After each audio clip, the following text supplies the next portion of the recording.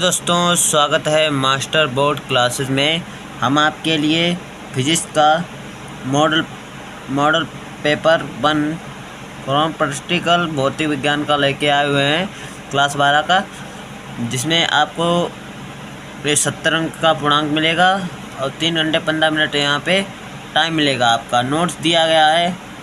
प्रारंभ के 15 मिनट परीक्षार्थियों को प्रश्न पत्र पढ़ने के लिए निर्धारित हैं। ठीक है, जो 15 मिनट दिए जाते हैं वो आपको पढ़ने के लिए दिए जाते हैं। और निर्देश क्या होते हैं, जो पेपर में आपको गलतियां ना करनी है। सभी प्रश्न अनिवार्य हैं, मतलब सभी जितने भी प्रश्न हैं वो सभी अनिवार्य हैं, आप उन्हें छोड़ नहीं सकते हैं। और दूसरा है, इस प्रकार इस प्रश्न पत्र में 5 खंड आ, खंड व खंड सा, खंड द तथा खंड या दिए गए हुए हैं। ठीक है, और खंड आ बहुविकल्पी है जो 1 नंबर का है। ठीक है, और खंड बा अतिलघुत्तरी है जो 1 नंबर का है। और खंड सा जो लघुत्तरी फर्स्ट प्रकार का है जो 2 नंबर का है। और दा है वो सेकेंड लघुत्तरी है, वो 3 नंबर का है। और खंड या जो विस्तृत उत्तरी 5 अंक का है। ठीक है, इसमें से एक अथवा में चयन कर दिया जाएगा, आप एक अथवा कर सकते हैं। ठीक है, जो हम पहले 5 नंबर का पेपर कराने जा रहे हैं, जो कि बड़े हुए। पहले यहाँ पे नवा क्वेश्चन देखते हैं जो 5 नंबर का है। नवा क्वेश्चन है जो 5 नंबर का है। ठीक है, ट्रांसफार्म का सिद्धांत क्या है, उसकी कार्यविधि समझाइए। ऊंचाई तथा अपचाई ट्रांसफार्मर में अंतर उल्लेखित कीजिए। ट्रांसफार्मर में ऊर्जा क्षय के कारण का उल्लेख कीजिए। ठीक है, तो ये 2019, 2023 और 2022 में भी आया, और ये 2024 में और 25 में भी आने की संभावना इसकी है। ठीक है, तो आप लोगों ने ट्रांसफार्मर देखा ही होगा, जिससे हमारी गाँव में बिजली आती है। तो आप लोग बिल्कुल घबराइए नहीं, हम आपका इसका सलूशन पूरा देने जा रहे हैं। तो चलिए हम अपने आपको इस पर दिखाते हैं कैसा होता है ट्रांसफार्मर। चलिए, तो हम आ चुके हैं किस तरीके से प्रश्न पूछा जा सकता है। तो प्रश्न किस तरीके से पूछा जाएगा आप लोग इसमें देखिए। यहाँ पे ट्रांसफार्मर का सिद्धांत क्या है, जिसमें वहाँ पे जो पूछा जाता है वही का आपको जवाब देना है। ठीक है, आप लोग घबराइए नहीं। कितना बड़ा है क्वेश्चन, इतना बड़ा नहीं, जितना बड़ा पूछा गया उतना बड़ा है। तो इस प्रकार ये प्रश्न आपने देख लिया, 2020 में भी आया, 2019 में भी आया। चलिए हम ट्रांसफार्मर का सिद्धांत बताते हैं। तो ट्रांसफार्मर किस सिद्धांत पे काम करता है, और ट्रांसफार्मर अन्योन्य प्रेरण के सिद्धांत पर कार्य करता है। ठीक है, अन्योन्य प्रेरण के सिद्धांत पर कार्य करता है। निकट स्थित 2 कुंडलियों में से एक कुंडली में प्रवाहित धारा के मान में परिवर्तन के कारण दूसरी कुंडली से बंद चुंबकीय फ्लक्स में परिवर्तन के कारण इस कुंडली में एक विद्युत वाहक बल उत्पन्न होने की घटना को अन्योन्य प्रेरण कहते हैं।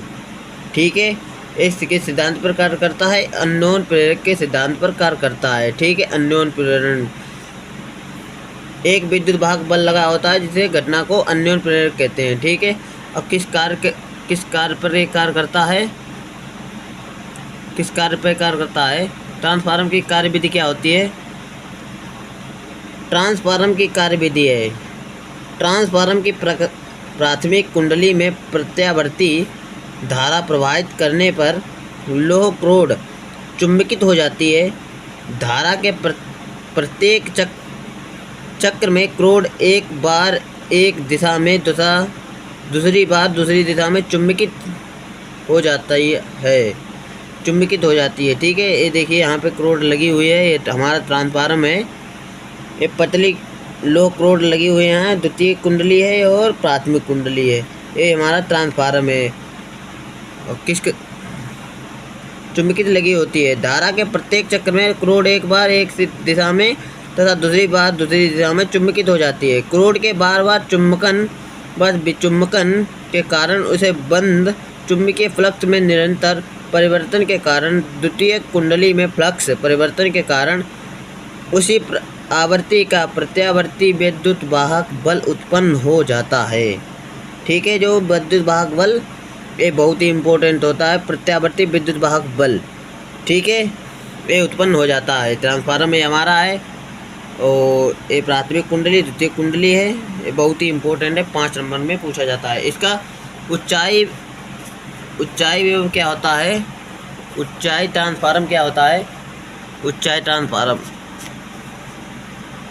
ट्रांसफार्मर पूछा जाता है।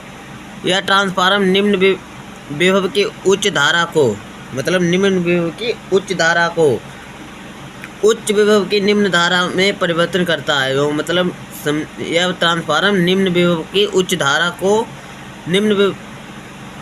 उच्च विभव की निम्न धारा में परिवर्तन करता है। ऊंचाई ट्रांसफार्मर की प्राथमिक कुंडली में फेरों की संख्या कम व द्वितीय कुंडली में फेरों की संख्या अधिक होती है। मतलब ये देखिए यहाँ पे साफ दिया गया है, कुंडली में फेरों की संख्या कम व द्वितीय कुंडली में फेरों की संख्या अधिक होती है। मतलब प्राथमिक कुंडली में फेरों की संख्या कम होती है, प्राथमिक कुंडली में फेरों की संख्या कम, तो द्वितीय कुंडली में फेरों की संख्या अधिक होती है।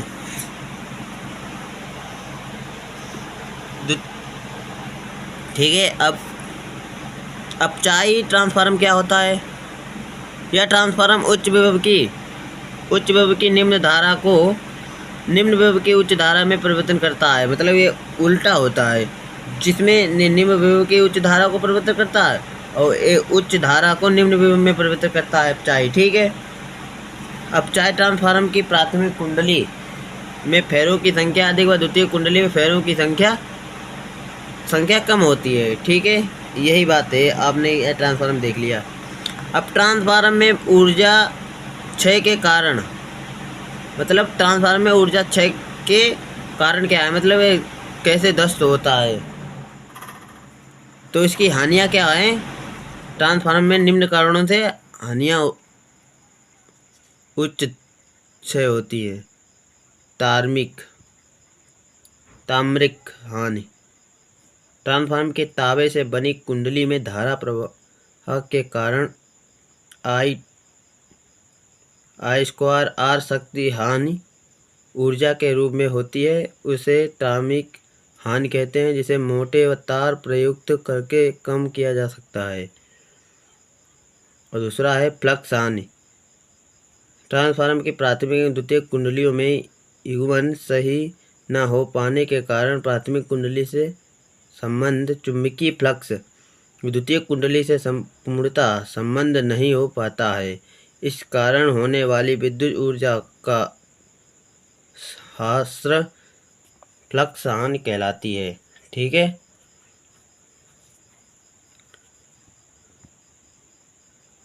अब लोह हानि क्या होती है।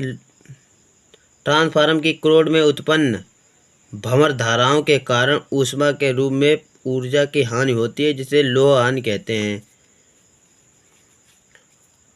और शैथिल्य हानि क्या होती है।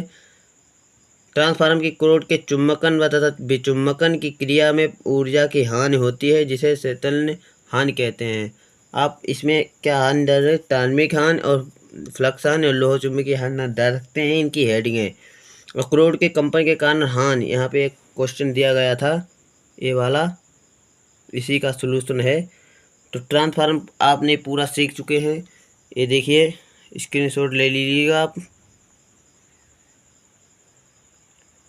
ये हमारा ट्रांसफार्मर है और ये अपचायी और ऊंचाई ये दो होते हैं, यही इनकी हानि का वो होती है, मुख्य भूमिका होती है।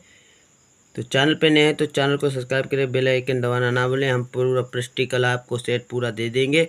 तो चैनल पे नए हैं तो चैनल को सब्सक्राइब कर लें। थैंक यू, जय हिंद, जय भारत, वंदे मातरम।